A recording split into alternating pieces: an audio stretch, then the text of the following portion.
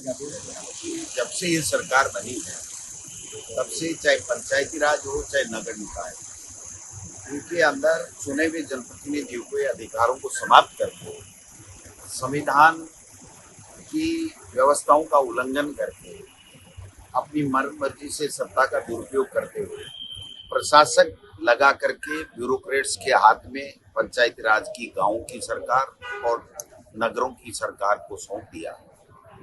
हम बार बार ये कहते रहे कि संविधान में 5 साल के अंदर अंदर सारी प्रक्रिया करके आपको चुनाव 5 साल के अंदर कराना अनिवार्य है। नहीं माने, लोग कोर्टों में गए, हम लोग भी कांग्रेस पार्टी के नेता भी गए, हम लोग भी गए, सुप्रीम कोर्ट तक गए। जानबूझ करके सुप्रीम कोर्ट का और हाई कोर्ट का आदेश होने के बावजूद कि आप 15 अप्रैल तक चुनाव कराइए, उन्होंने चुनाव नहीं कराया।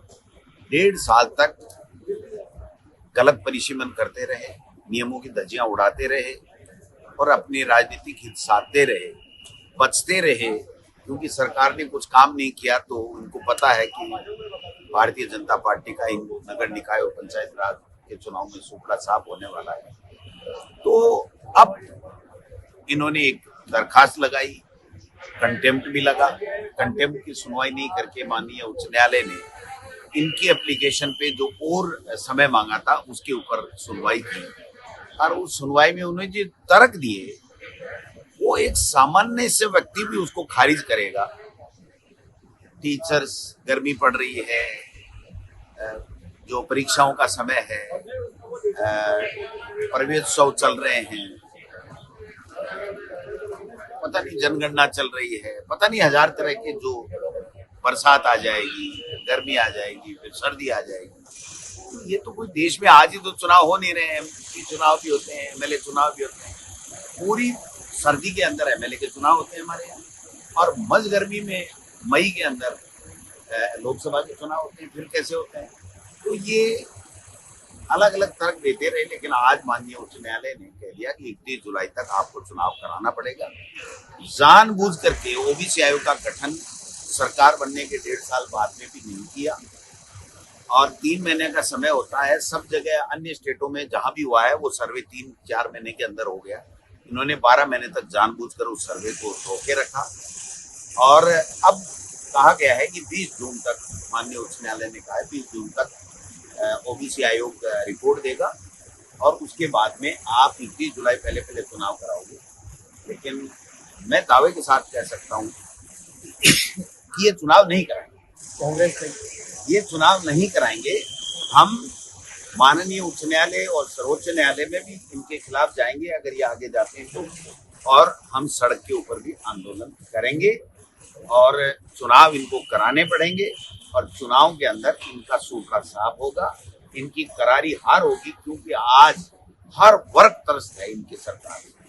ये कोई तो टॉफी बांट रहा है, कोई आम चूस रहा है, कोई ईवी का नौटंकी कर रहा है, ईवी चला रहा है, कोई बस के अंदर जो पिक्चर बनाने के, रील बनाने के लिए पूरी बस ही खाली मंगा करके अपने पद का दुरुपयोग कर रहा है, कोई दिखावे के लिए ट्रेन में जा करके उसका वीडियो शूटिंग, फोटो शूटिंग करवा रहा है। तो ये कोई सरकार है, तमाशा है, सर्कस है। इसलिए मैं कहना चाहता हूँ कि ये जो जनप्रतिनिधियों का हमारे संविधान के मुताबिक अधिकार है लोगों का कि वो पंचायत राज और नगर निकाय के चुनाव लड़े, उन अधिकारों के अतिक्रमण कर रहे हैं, उनकी संविधान की धज्जियां उड़ा रहे हैं। ये हम लोग बर्दाश्त नहीं करेंगे। और आप देखिए कि पंचायती राज के चुनाव नहीं कराने से 2000 करोड़ रुपए हमारे केंद्र सरकार ने 21 मार्च को जो है वो लैप्स कर दी, और जो मिलती है, एड मिलता है इनको नगर निकायों को केंद्र सरकार से, वो भी लैप्स हो गया, क्योंकि वो भी नहीं देंगे जब तक चुनाव नहीं हुए। तो ऐसे में राजस्थान के विकास में अवरोधक भी बने, और राजस्थान के जो नगर निकाय और पंचायत राज के जो जनप्रतिनिधि हैं उनके अधिकारों को भी उन्होंने छीनने का काम किया है। आने वाला समय जब भी चुनाव होंगे, 31 जुलाई को हम मान के चल रहे, नहीं करेंगे तो बड़ा संघर्ष के लिए हम लोग तैयार है, कांग्रेस पार्टी, और इनका नामो निशान नहीं मिलेगा। और हो सकता है उससे पहले भी कोई पर्ची बदल जाए, लेकिन पर्ची बदलने से कुछ नहीं होगा। इन्होंने प्रदेश के साथ में, प्रदेश के लोगों के साथ जो धोखा किया उसका खामियाजा इनको भुगतना